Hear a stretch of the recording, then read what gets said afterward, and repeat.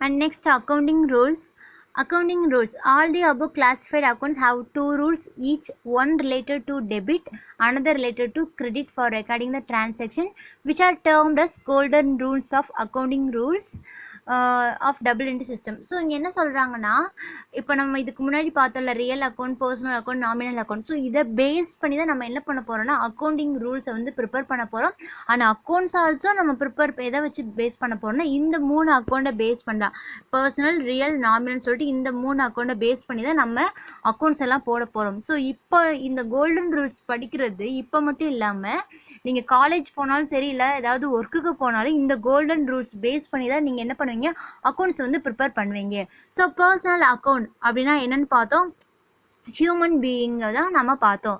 So இங்கே என்ன சொல்லியிருக்காங்கன்னா கோல்டன் ரூல்ஸ், இது ரொம்ப ரொம்ப இம்பார்ட்டன்ட். ஸோ நல்லா படிச்சுக்கோங்க இந்த இதை, golden rules.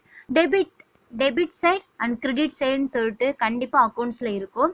So debit side ஃபுல்லாக என்ன போஸ்ட் பண்ணோம் அண்ட் கிரெடிட் சைடு ஃபுல்லாக என்ன போஸ்ட் பண்ணோம் ஒவ்வொரு அக்கௌண்ட்டுக்கும் சொல்லி கொடுத்துருக்காங்க. ஃபஸ்ட்டு என்னென்னு பார்க்கலாம். ஃபஸ்ட்டு வந்து பர்சனல் அக்கௌண்ட். பர்சனல் அக்கௌண்ட்டில் வந்து டெபிட் சைடு என்ன கொடுத்துருக்காங்கன்னா receiver, debit the receiver. So ஏதாவது நமக்கு இன்கம், ஏதாவது கேஷ் வந்திருக்கு அப்படின்னா, இப்போ எக்ஸ்ன்ற பர்சன் நமக்கு பணம் கொடுத்துருக்காரு, 1000 ரூபா கொடுத்துருக்காருன்னா அதை நம்ம எங்கே எழுதணும்னா டெபிட் சைடு எழுதணும்.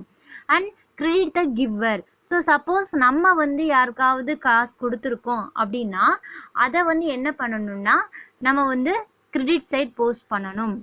And next real account. Debit what comes in.